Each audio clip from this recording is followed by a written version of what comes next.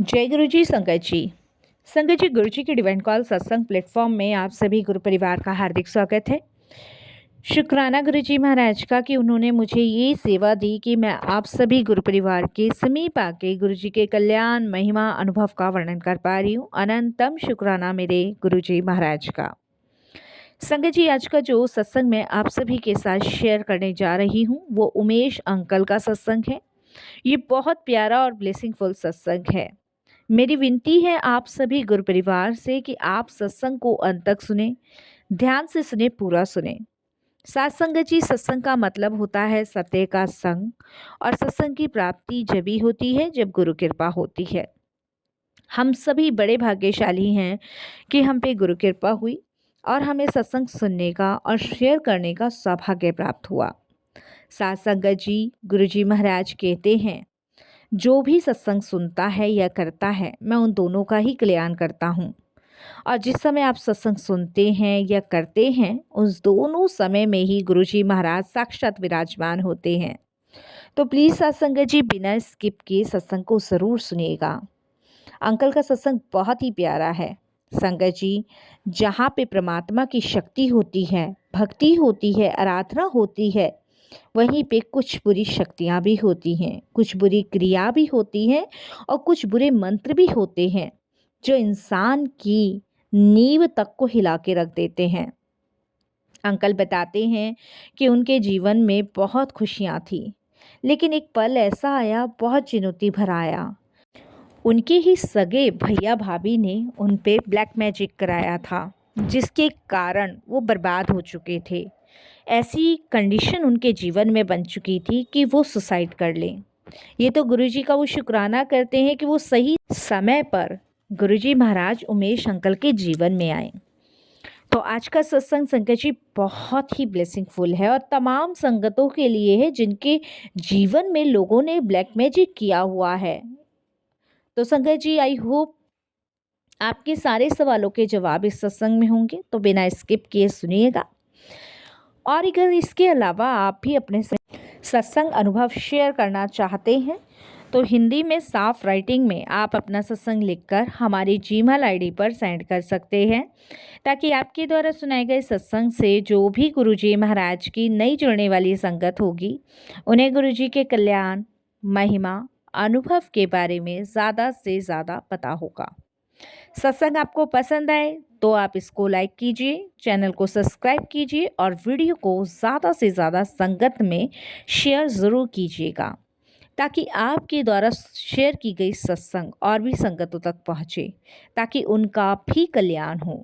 हम सभी जानते हैं, गुरुजी महाराज कहते हैं, सत्संग सुनने वाले का भी कल्याण और सत्संग करने वाले का भी कल्याण। तो प्लीज़ आप इसे शेयर ज़रूर कर दीजिएगा और चैनल पे अगर नए आए हैं तो सब्सक्राइब करना बिल्कुल ना भूलिएगा। तो चलते हैं गुरुजी के सत्संग की ओर। सत्संग शुरू करने से पहले करते हैं गुरुजी का पवित्र मंत्र जाप। ओम नमः शिवाय, शिवजी सदा सहाय। ओम नमः शिवाय, गुरुजी सदा सहाय। जय गुरुजी संगत जी। संगत जी, सबसे पहले गुरुजी महाराज के चरणों में कोटि कोटि नमन। सारी संगत जी को जय गुरु जी। मेरा नाम उन्हें उमेश है और मैं न्यू दिल्ली का रहने वाला हूँ। इस सत्संग का वर्णन मैं गुरुजी की कृपा से कर पा रहा हूँ। भाग्यशाली अपने आप को बहुत ज़्यादा समझता हूँ कि सेवा मुझे दी, वरना ब्रह्मा विष्णु महेश का वर्णन तो कोई देवता नहीं कर पाया, तो मेरा जैसा छल कपटी को कर्म भरा इंसान कैसे कर सकता है। तो मैं भाग्यशाली हूँ उनमें से एक संगतों में से, जो कि मुझे सौभाग्य मिला। मेरे जीवन में गुरु का आगमन हुआ, उसके लिए भी मैं उनका बहुत शुक्राना करता हूँ। संगत जी, जैसे कि हम सभी जानते हैं कि हमारे शिव महाराज, हमारे गुरु जी महाराज बहुत भोले भंडारी हैं। आप कोई स्तुति करके, शिव तांडव करके, या फिर आप भजन करके, सिमरन करके, मंत्र जाप करके अपने प्रभु को रिझा सकते हैं, मोहित कर सकते हैं और अपने जितने भी कष्ट विपदाएं दूर कर सकते हैं।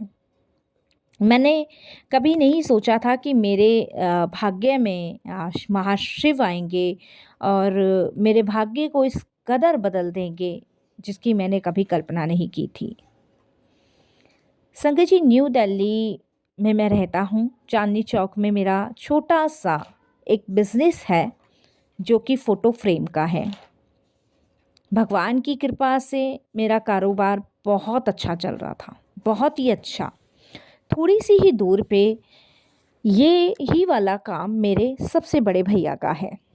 संगत जी, ये काम मेरे पिताजी का था और मेरे पिताजी के टाइम से ही ये चलता आ रहा है। लाला जी के नाम से बहुत मशहूर दुकान है हमारी चांदनी चौक में फ्रेम की। शादी के फ्रेम और फ़ोटोज़ फ्रेम, जो भी फ्रेम्स होते हैं वो हमारी ही शॉप से लिए जाते हैं। फादर के एक्सपायर होने के बाद ये काम हम दोनों भाइयों में आधा आधा बटा। संगत जी, पिताजी ने मेरी ज़रूरतों से ज़्यादा मुझे दिया और ऐसे ही मेरे भाई को उनकी ज़रूरतों से कहीं ज़्यादा दिया। पिताजी ने कोई भेदभाव या कोई भी ऐसा कार्य नहीं किया कि उसे ज़्यादा मुझे कम उसे ज़्यादा, दोनों को बराबर दिया। लेकिन फिर भी मेरे भैया भाभी इस सब चीज़ों से संतुष्ट नहीं थे। इधर संगत जी, मेरी फैमिली बहुत संतुष्ट थे जो हमें पिताजी दे के गए। वो कहते हैं ना संगत जी, जहाँ पे नीयत साफ होती है वहीं पे बरकत आती है। मेरे भैया भाभी की जो नीयत थी वो मेरी इस दुकान पे और मेरे मकान पे थी। जो पिताजी मुझे दे के गए थे और जो पिताजी उनको दे के गए थे, लेकिन उनके अंदर और पाने की अपेक्षा थी। वो चाहते थे कि और मिले, इसका भी छीन लूँ मैं। खैर संगत जी, उनके मन में जो ईर्ष्या थी वो साफ उनके चेहरे से झलकती थी। हम किसी भी पार्टीज़ में जाते थे, किसी भी रिलेटिव्स के यहाँ जाते थे, तो ज़ाहिर सी बात है, बड़े भाई को इनवाइट किया तो छोटे को भी जाएंगे, तो वहाँ आमना सामना हो ही जाता था। तो हर बात पे भाई का और भाभी का यही कहना होता था कि पिताजी तो सब इसी को कर गए, मुझे तो कुछ करके नहीं गए। कोने वाली दुकान इसको दे गए, पीछे वाली दुकान मुझको दे गए। लोग बहुत समझाते थे कि भाई लाला जी जो करके गए हैं बहुत बढ़िया करके गए हैं, अब चलाना ना चलाना तो तुम दोनों भाइयों के हाथ में है। खैर संगत जी, इस चीज़ों का भी हम बुरा नहीं मानते थे। समय गुजर गया। गुजरने के बाद संगत जी, 2022 से कोरोना के टाइम के बाद से संगत जी मेरे साथ बहुत अजीब गरीब चीज़ें होनी शुरू हुई। संगत जी, मेरा काम जो चल रहा था वो तो चल ही रहा था। संगत जी, मेरी दुकान में कैमरे नहीं थे, मैं आपको बताऊं। तो कभी संगत जी कुछ गलत चीज़ें मुझे मेरी दुकान में मिलती थी पड़ी हुई।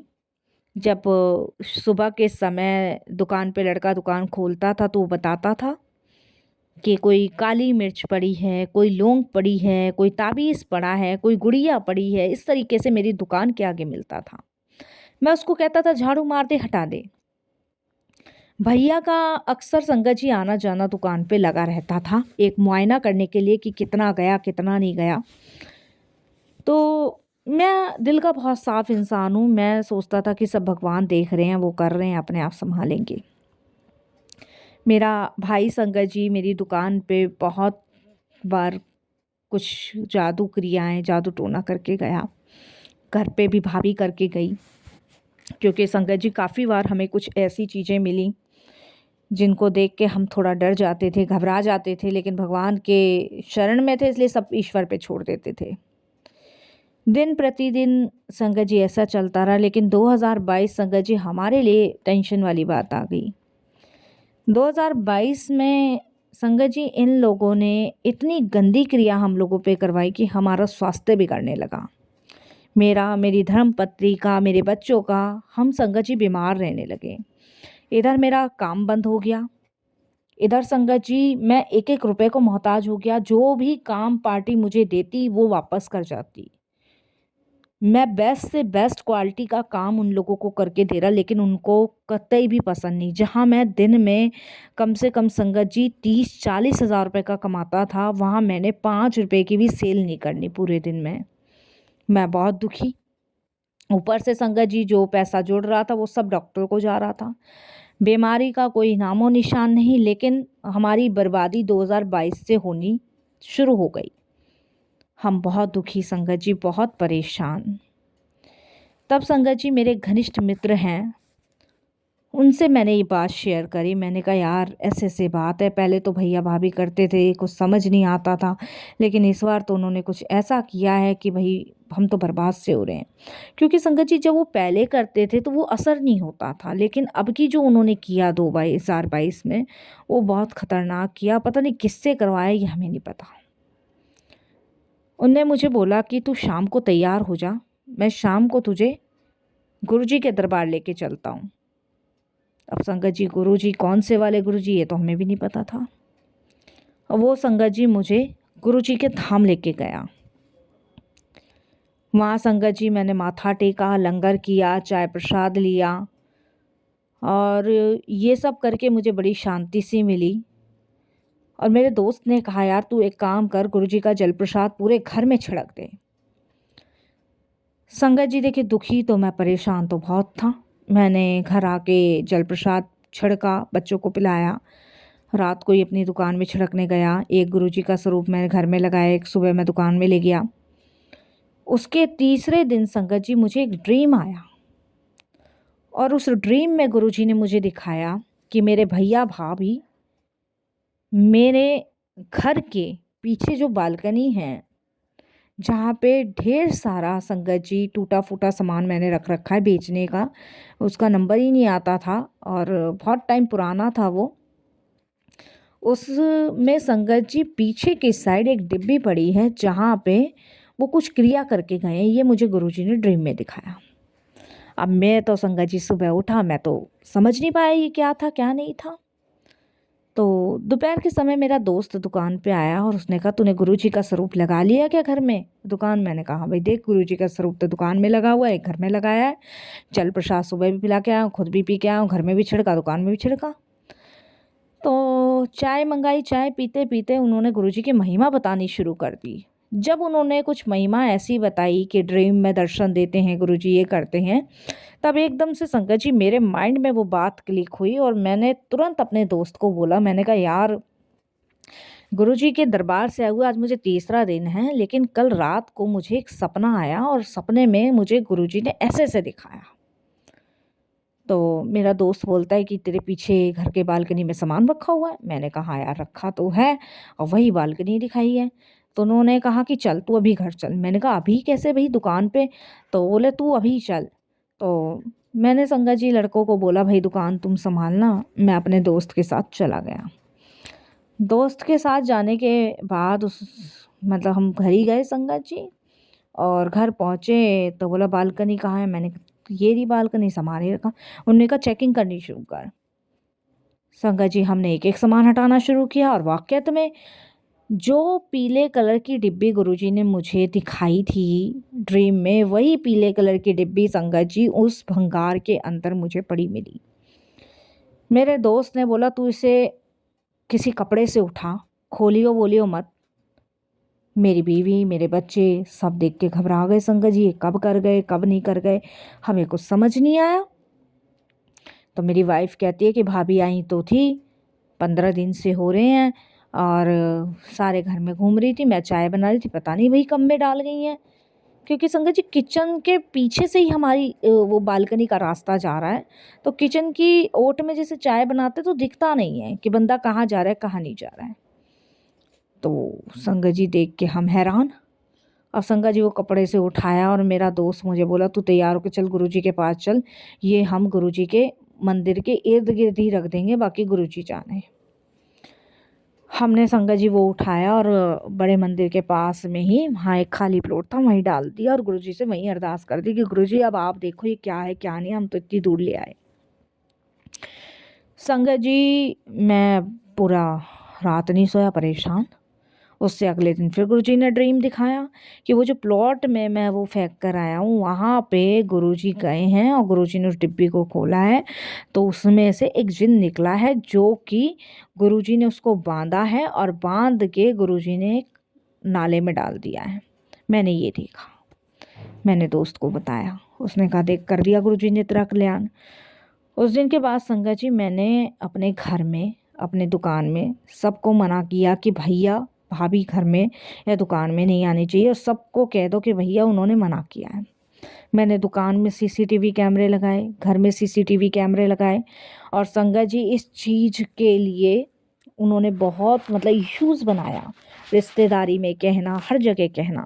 तो मतलब मैं यही कहूँगा संगत जी कि मेरा कल्याण तो गुरुजी ने ड्रीम में आके ही काट दिया। अगर गुरुजी ना आते तो मैं तो संगत जी सुसाइड करने वाला था। मैं एक-एक रुपए को मोहताज हो गया था, मतलब मानो मेरा तो सब कुछ ख़त्म सा ही था। ये तो गुरुजी की कृपा है, ये गुरुजी की मेहर है, ये उनकी ब्लेसिंग्स है कि आज मैं इस स्तर पे फिर से वापस आया हूँ। नहीं तो मेरी ज़िंदगी उस काले जादू ने इतनी नरक कर दी थी ना कि संगत जी मेरे को कहीं से कुछ नज़र नहीं आ रहा था। आज मैं स्वस्थ हूँ, मेरे बच्चे स्वस्थ हैं, मेरी पत्नी स्वस्थ है और हम गुरुजी के अलावा कहीं नहीं जाते। संगत जी मुसीबत बस इतनी है कि ना मैं दुकान उसको वहाँ से और शिफ्ट कर सकता हूँ, ना मकान बेच सकता हूँ। लेकिन ये लगा लो गुरुजी महाराज इस कदर मेरे बच्चों की, मेरी पत्नी की ऐसे रक्षा कर रहे हैं, जैसे एक सुरक्षा कवच किसी को पहना दिया जाता है ना कि तुम निश्चिंत होके कहीं आओ जाओ, तुम्हारा कोई भी कुछ नहीं बिगाड़ सकता। तो ये लगा लो हमें चारों पाँचों जनों को ना ये महसूस होता है कि गुरुजी हमारे साथ हैं और हमारे साथ चल रहे हैं। तो संगत जी ऐसा नहीं है कि काला जादू ब्लैक मैजिक नहीं होता और ये ब्लैक मैजिक करने वाले कोई और नहीं होते, ये हमारे ही अपने होते हैं जो हमें देख कर जलते हैं, जो हमारी खुशी से जलते हैं, जो हमारी हंसी से जलते हैं, जो हमारे हंसते खेलते परिवार को देख के जलते हैं, जो चाहते ही नहीं है कि हम जीवन में कभी खुश रहें या सक्सेस करें या आगे बढ़ें। इनकी जलन, इनकी ईर्ष्या इस कदर बढ़ जाती है कि ये हम लोगों को इस हद तक गिराना चाहते हैं कि आदमी अपनी मृत्यु खुद चुन ले। मेरा सगा भाई, सोचो संगत जी, चलो भाभी तो पराए घर के, लेकिन सगा भाई जिसे बचपन साथ कटा, जिसके लिए हर चीज़, हर खुशी एक समान रही मेरी तरफ से, उसने संगत जी मेरी फैमिली का बुरा करना चाहा। ये तो गुरुजी की मेहर है, कृपा है, जो आज हम ठीक हैं। इसके लिए गुरुजी का बहुत बहुत शुक्राना।